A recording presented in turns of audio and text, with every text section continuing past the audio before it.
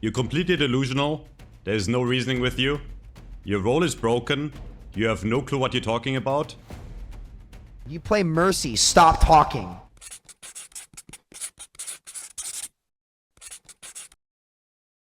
I've noticed that support queue times have remained consistently higher than my DPS and tank queue times. This wasn't the case when Overwatch 2 first came out, but subsequently after Kiriko's release and DPS passive nerfs. That's what I noticed for the most part along with my Overwatch friends. It's an undeniable fact that people love playing support. Support OTP and fan servers make up some of the largest Overwatch communities on Reddit. Out of the top 12 biggest Overwatch communities, 7 are support. I'm actually surprised that Genji and Tracer didn't make top 3. Genji Reddit has 15,656 members, and Tracer Reddit didn't even make the cut at a mere 9,552 members. Now, let's dive into all the reasons why support is the most popular role and decide which reason is most valid.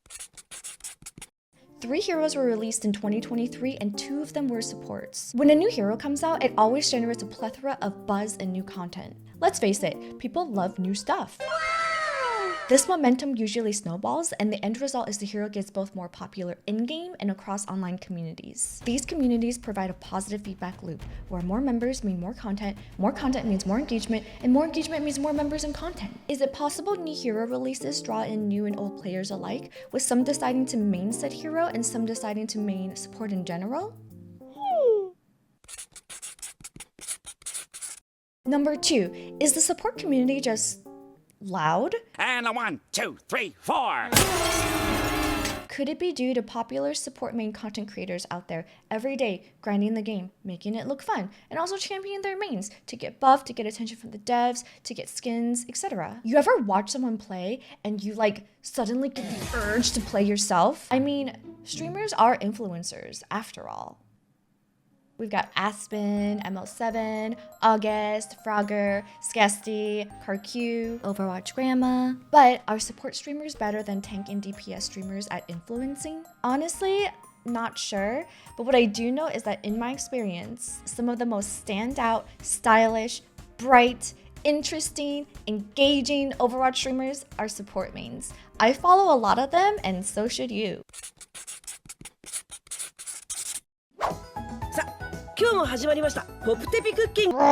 This is their latest slogan. It was adopted after their mistake with Lifeweaver. In a director's take, a retrospective on Season 6 hero balance, Alex states they want hero releases to feel impactful in order to create change throughout the meta.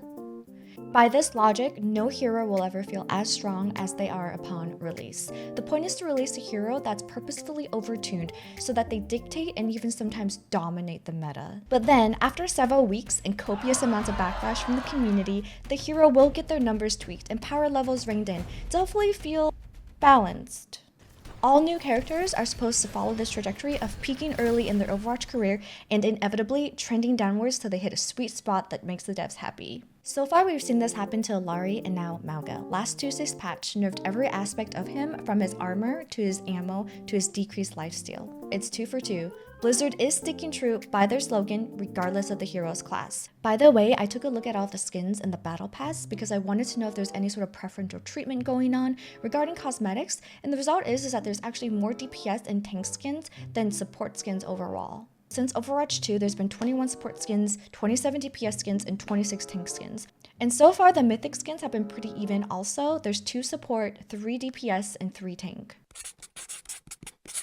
This here is the big kahuna burger question, and I can't wait to get into it. Support characters have an inherently flexible playstyle. There's currently 10 supports, 12 tanks, and 17 DPS. Support heroes have always been the fewest in number. Therefore, in order to support your team across all the different comps and metas, these heroes were designed to be the most flexible role. As a support, you're designed to play with your team. What's your tank trying to do? Walk through main? Take high ground? Where's your DPS going? Flanking? Going for an off angle? Whatever they're doing, you're expected to enable them. This usually means that you need to be within a set range or keep line of sight. This is the complete opposite to when I play Ashe. I am my own girl boss. I position how I want and choose when to pick my fights. I'm not ever gonna pick a corner unless I want to. Hey there. Not again! But as support, that's a risk you sometimes have to take. For an example, imagine your team is trying to disengage. As Ana, you have to try and keep your tank alive as they fall back. As Zen, you have to orb a low HP Genji. As Moira, you have to send a heal orb to your Reaper, who's often Narnia flanking. Each of these scenarios require a peek in a corner or line of sight of an enemy and putting yourself at risk, not by choice, but by necessity. Another aspect to support is versatility. As a support, you have the ability to choose between healing and damage.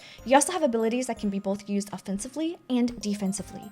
Examples include Ana Nade, Lucio Amp, and Kiriko TP. What if you're caught out and in a bad position? Sleep the enemy as Ana, TP away as Kiriko. There's Lamp, there's Boop. Don't forget as Zen you can kick him in the balls. Sure, DPS and tanks have second chance abilities, but many of them just can't gain health without dishing out damage first. Bap at a press of a button gains 80 HP instantly plus heal over time. Ana gains 60 HP instantly plus bonus stacks. Lifeweaver gains 50 HP instantly and skips away back into the magical forest. She was a fairy. Do you know how many times as Ashe I've had to take myself out of the fight and walk my sad ass over to a health pack? Do you know how much I just want to plop down a pylon and call it good? I've had a lot of support mains tell me I play support because I don't trust others to heal me, and honestly, I don't blame them. Supports are like 3-in-1 shampoo. They're versatile, they're independent, and they're really good looking as a whole. Like a solid 8.3 out of 10. If you were trapped on an island with an Overwatch character, would you rather pick Reaper or Ana? Not only can she heal your bruises and scrapes, but she can also inject you with a serum, like of vitamins and stuff, so that you don't die of dehydration. She can nano you so you can outswim the shark. She can sleep the enemy pirates who are like, "Ay, this my island's lad. Give me back that coconuts." And what's Reaper gonna do besides TP away? In a dev post, Aaron Keller literally states that support heroes have their DPS potential tethered to their responsibility to heal the team. Essentially nerfed. It's like they're the adult that has to go to work, put food on the table, and everyone else is just like running around having fun in preschool. Alari is very strong, but some of what helps Alari not feel overpowered is their support role and kit. Were we to release a damage hero with a one-shot ability, we would have to be a little bit more careful with their power level. The thing is, Blizzard creates supports thinking their damage potential is naturally limited due to having to heal. This is false, as many content creators have set out to prove. To be fair, the newer tanks do kind of enslave supports to be heal bots. Look, if you do enough damage, you kill the enemy and win. The math adds up. Every single game mode out there includes this as a condition. I mean, sometimes you gotta like stand in a specific spot or like move a heavy object to a finish point thing, but I mean, for sure, the new wave of DPS support has put a strain on the other roles. Tanks get salty when they see their Ana off-angling, scoped in, trying to do damage rather than heal them when they're 50 HP. DPS get salty when they're dueling a DPS and the Ana snipes them from seemingly across the map. Seriously, why does she still have 0 damage fall off? Blizzard needs to encourage and find incentives for supports to play in the way that they've been designed to play. This discrepancy between design intent and in-game use has plagued supports in Overwatch 2. Remember Kiriko during release? She didn't flank with Genji. She sat back behind her team, pre-Suzu'd, heal-botted, and pressed Q. Beyblade was back. It was Disneyland every day for Reaper mains. Look at that speed boost! That's big! That's huge! Let's go! Lifeweaver's release, remember that? Never forget what was taken from us. My platform is here.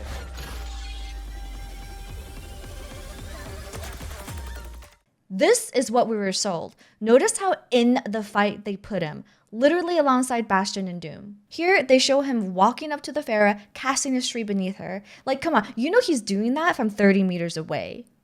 What we got were clunky controls, subpar stats, a tank-sized hitbox, and a hero that plays as far removed from the fight as possible. So where's the engaging gameplay that was promised to us in the trailer? Supports are like DPS, but with extra perks. They have team-centric utility that sustain fights and give them second chances, not just for themselves, but for their team, hence team-centric. The fact that they can deal damage is icing on the cake. Why not get you a man that can do both?